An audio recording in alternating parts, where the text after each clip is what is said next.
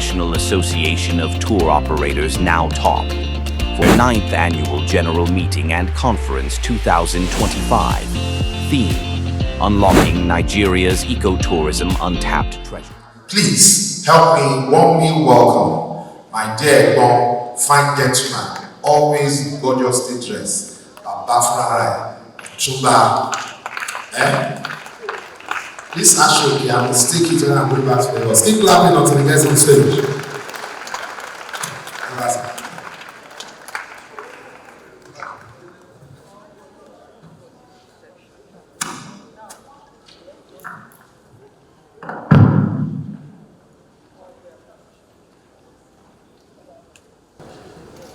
Let me stand on existing protocols,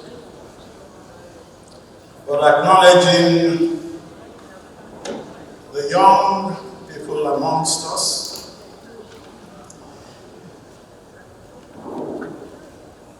before, and as I acknowledge the Executive Governor of Ondo State, Right Honorable Lucky Oyumosan Ayedatiwa.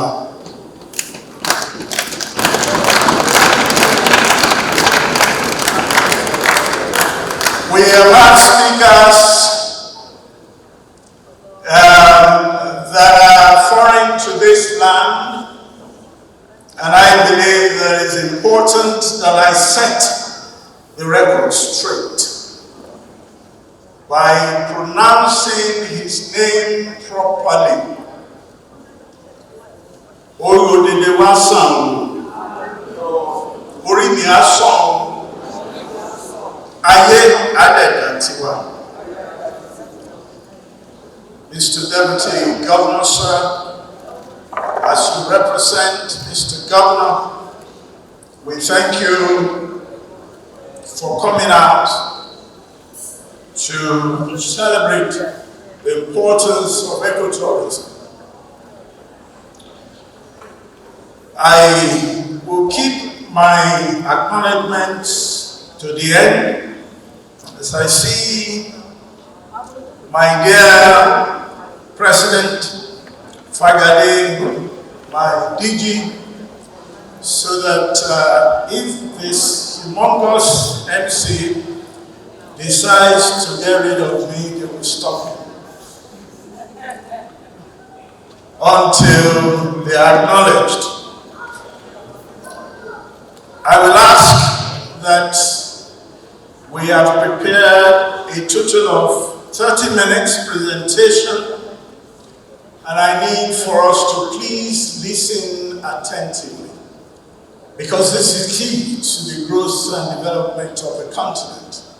When you have a 2.9 million population, Jamaica generating 4.3 billion, and it's getting 4.3 billion into the country on an annual basis, we know this is important. When you look at Dubai with 3.8 million people, generating 93 million visitors.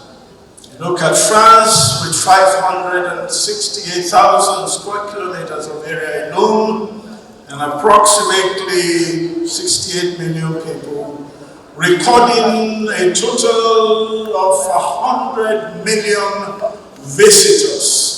You know that we need to talk about this.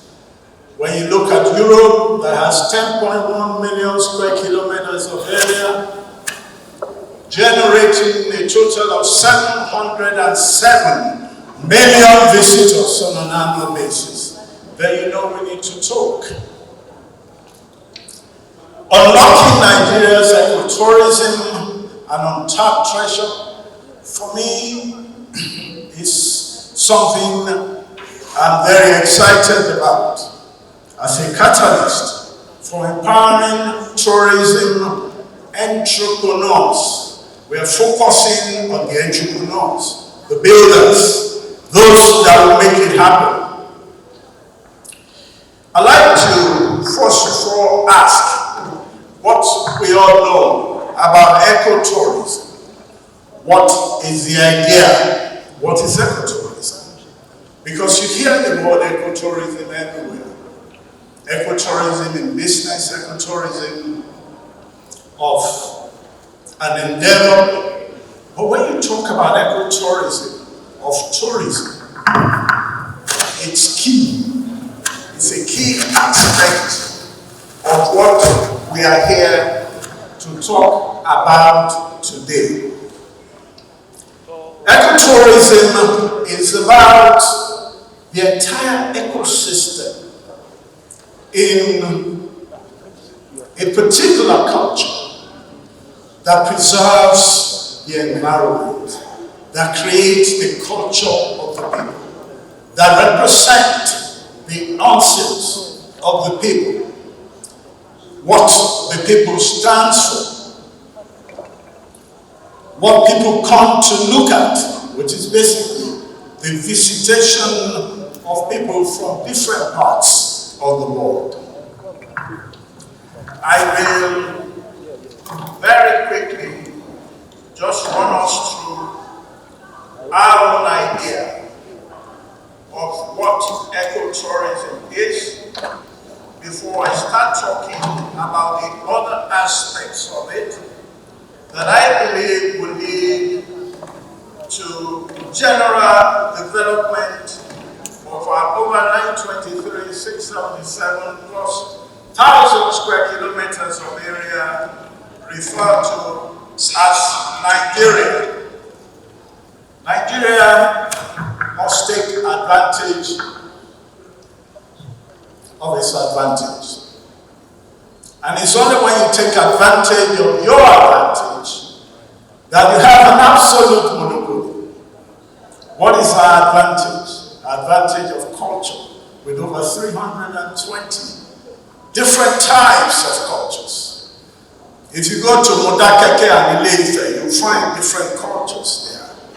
If you move to,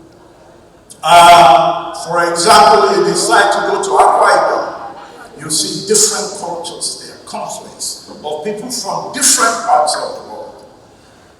That for us is what we need to sit and celebrate. I'm going to take us through what the essence of that is in ecotourism development. This is a call to leverage of marketable tourism commodities that occur naturally within our nation's borders, which, while generating income for tourism practitioners, can directly and positively benefit the economic standing of any community. I went to a village in about 40 years ago called Ikegun in the Beduleki local government, and the only access to the place was through the river, through the ocean. There was no electricity. We didn't have opportunity of light or opportunity of where to stay. We camped in the forest, and we created an authentic African-themed resort that is now being replicated all over the world. My focus at the time was that we must create a resort that is weaved around the cultures of the people. And weaving a resort around the cultures of the people means that we must create and manage to develop those cultures. You cannot present those cultures in their natural state. You must make sure that those cultures are polished and presented in a highly cosmopolitan manner. We created Atunda Entertainment, and that basically was for us to make sure that the entertainment quality meets international standard. In ecotourism development, there is something that the Americans have come up with now that they refer to as villagism. Villagism is, generally speaking, to tourism, growth and development. And what is villagism? Villagism is basically for us to harvest the village experience and bring it to the world. And who has the best ability to do that? But Africa and Nigeria.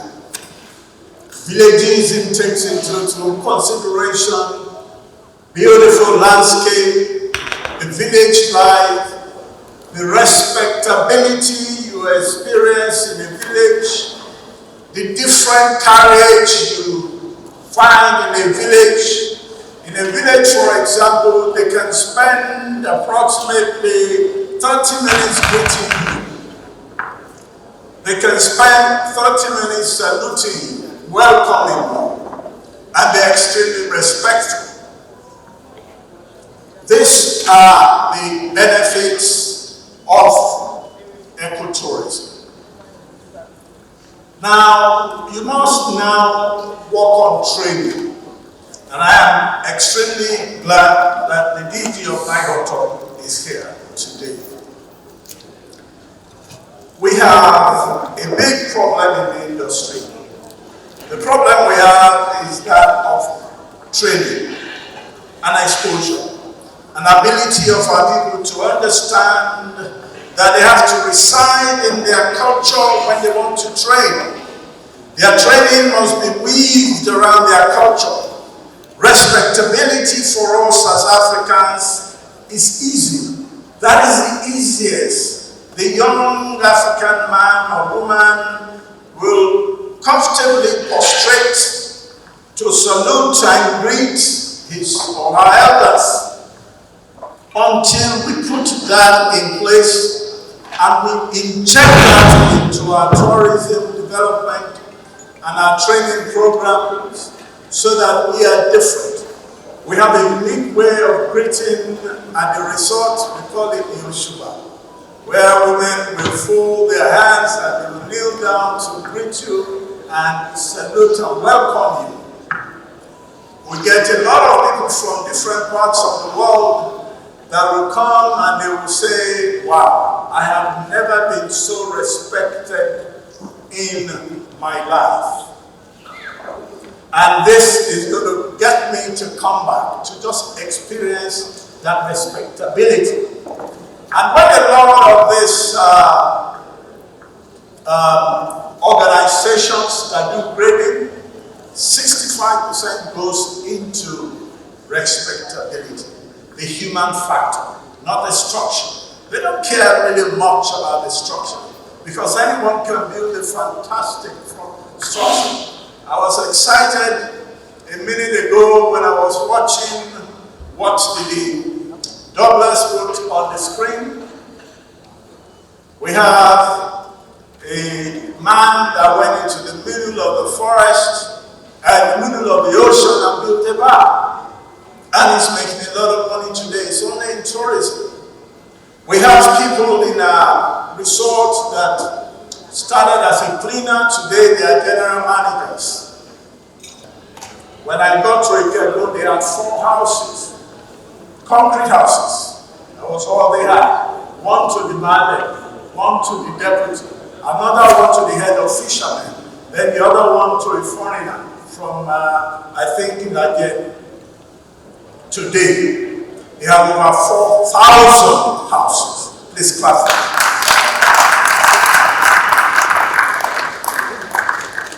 In closing, it's important for us to realize that issues should not stop us. In the 40 years of being at the resort, we do not have electricity. We are still existing and we are doing well. When we went there the first time, we didn't have electricity. We created sand pits, sits in the sand, and we gave opportunity to the young, average young Ikegun people to dig sits in the sand and charge 500, 1,000 naira for a seat in the sun because we are ecotourism. We don't want too much plastics around. A lot of them make 20,000, 30,000 a day selling seats in the sun.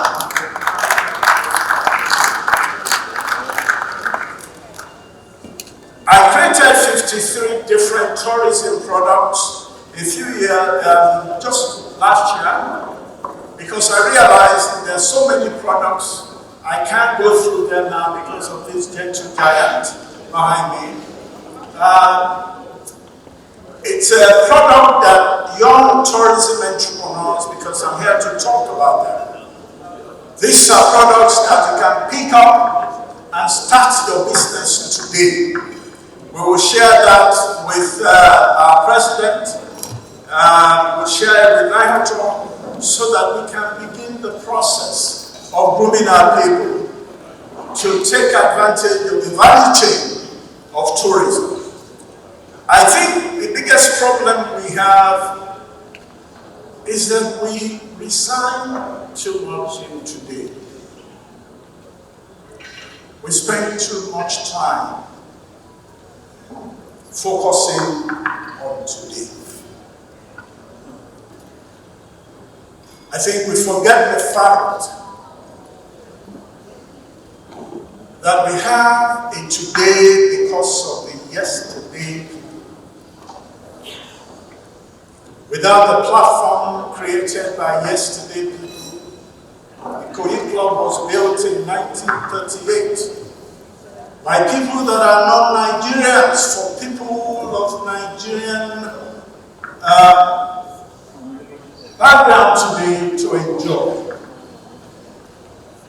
The platform built by them in 1938 is the platform we are enjoying today. We must then begin to ask ourselves and have a clear understanding that what we stand for is not today, it's for tomorrow. Because the platform of yesterday was built by yesterday people for today's people. The platform for tomorrow's people is in the hands of today's people. In closing, I'd like to warn us that it's impossible to create wealth for tomorrow's people. Because what we refer to as wealth today will be pennies tomorrow.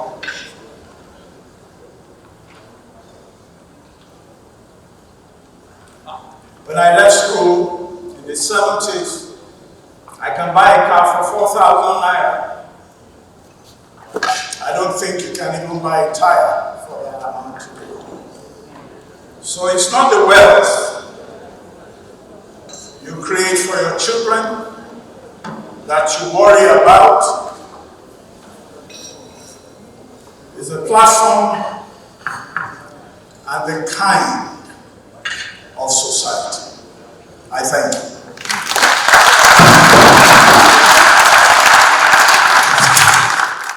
I bring warm greetings from the government and people of Ondo State. We recognize and deeply appreciate the invaluable contributions of tour operators to the promotion of tourism, cultural heritage, and economic development, not only in our dear state, but across Nigeria as a whole. Your dedication to showcasing the beauty, diversity, and hospitality of our nation continues to create opportunities, attract investment, and strengthen community livelihood. Tourism remains a vital sector with the potential to create jobs, foster understanding among peoples, and drive sustainable growth. As an administration, committed to devastation and prosperity. We will continue to support initiatives that promote tourism, preserve our cultural treasures, and position Ondo State as a preferred destination for visitors from all over the world. I commend the leadership and members of this association for their resilience, innovation, and passion. May this AGM provide fresh ideas and renewed commitment to advancing the frontiers of tourism in Nigeria. On behalf of His Excellency, I congratulate you all and I wish you fruitful deliberations and remarkable success in your endeavors. Thank you, and God bless the Association of Tour Operators, God bless Ondo State, and God bless the Federal Republic of Nigeria. Thank you. My own, the keynote speaker of today, our personal Otuba Olawale Akiboboye. I would, before I stand, as they say on this protocol, I will recognize the gentlemen of the travel journalism, the journalists that are here. You are most welcome. Other distinguished ladies and gentlemen, on this occasion of the 9th Annual General Meeting of NANTOP, it gives me great pleasure to extend my warm greetings and my heartfelt congratulations to the leadership and member of National Association of Nigerian Travel Agency and Tourism Professional, NANTOP, on the occasion of your 9th Annual General Meeting. This gathering is more than a routine AGM. It's a rallying point for champions of brighter, bolder, and more professional tourism future for Nigeria. The man who has proven himself, the MD and owner of La Campagne Tropicana, who brought us to Ondo a few months back, and today we're back. Let me also recognize my friend and brother, Michael Williams. We had a good time together when he was MD of the Tourism Bureau in Cross River State. And today is one of our guest speakers. I'd like to recognize the presidents of associations that are in our midst today. Let me also recognize an industry expert who is with us here, Professor Wesiu Babalola, my sister from Benin Republic, Olama. We have the travel press in our midst. I'd like to celebrate the SSG who was with us last night. The Chief of Staff is here with us. Thank you very much. I want to say that it's an immense pleasure for me, and I bring warm greetings from the Nigeria Tourism Federation, in which I act as president, and to extend a heartfelt felicitation of the Board of Trustees of the association, in which I'm also the board chairman, to our members who are today gathered for their 9th annual general meeting. I want to say that before we began counting, we had done 12 years as an association. So it's not our 9th year of existence. I actually in 2016 began to count the AGM when we went to Calabar. Yeah, it's been an exceedingly successful event. Like I said yesterday, this is about the largest turnover of tour operators in our AGM. And what that does is it spells good for Ondo State, because you're going to have entrepreneurs key into their tourism assets and will sufficiently sell the destination. So that's, I think, the main thrust of this AGM. Ondo State is better for it, because I believe that even the hashtags from here will let you know that what's happening in Ondo State. That's what happens when you have tour operators come to your destination and in their numbers. I feel that as a country, we should put more effort into retaining our culture, our environment, and preserve the nature. By so doing, I'm very sure that what other countries are spending millions of dollars to create already have here, we are only just protecting. And when you attract them, there has to be value chains to simple. It's very simple. It's just to say that what you cannot measure, you cannot scale. There's only things that you can measure that you can scale. As we speak today, nobody can confidently say what tourism brings to the table. And if you want to be recognized, you need to organize ourselves. So we can't organize ourselves. You can't blame the government for not funding us properly. So we need to take that responsibility, sanitize the sector, standardize the sector, and make sure that the service that we deliver attracts more investment. That's just obvious. It's obvious. And I'm sure some people are actually benefiting from us not being together, not being structured. Very, very minute numbers are making the money when it's supposed to be a shared prosperity. But with us being together, with us being organized, we attract more. We attract the kind of respect that industry deserves. Tourism development requires a concerted plan, an action plan. You think big, you start small, and you stay consistent. So when you kickstart it, gradually it grows and you manage it. I think we have started. We're not where we should be. It's just the beginning. I believe that until we take that first step, the journey has not begun. So I believe very strongly that with the baby steps we're taking presently, when we start showing some level of positive economic possibilities and development, I believe then we'll begin to take giant steps. What is required is really for government and people to see that this is available, this is possible in tourism development, and it's the lowest hanging fruit for tourism development, for nation development. Well, you see, we're just starting. The industry is just beginning. We're going to be competing with people that have been established for over 400, 500 years. We're just beginning. And development is about first human development. Because when you have the right people, they can transform a 1-star to a 5-star.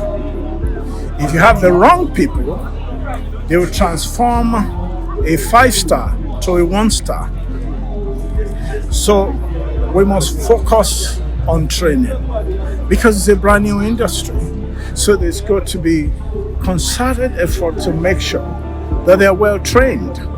And that training is a long process because in tourism you'll be exposed to different cultures. They are being asked to deal with different cultures, manage different cultures, different way of lives that will come from Northwest, Central, different parts of Africa and the world.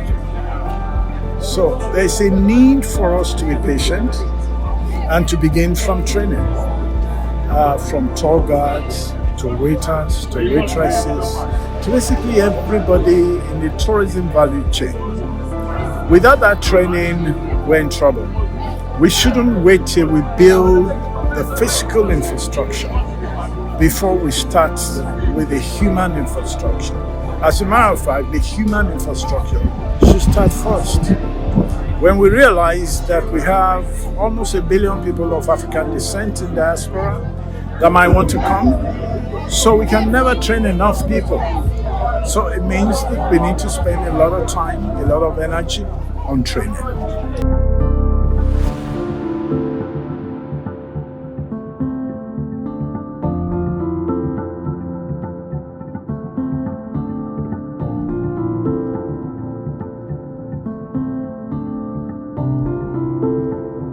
Well, my name is Professor Wasiu Babalola, a professor of hotel management and tourism at Ibadan University, Ondo. Well, we have so many. There are the attractions and there are the centers. The centers are natural, man-made, while the attractions are the natural ones. So the most popular is the Akure, for where you can see the wonderful brown roof of what makes the ancient city tick.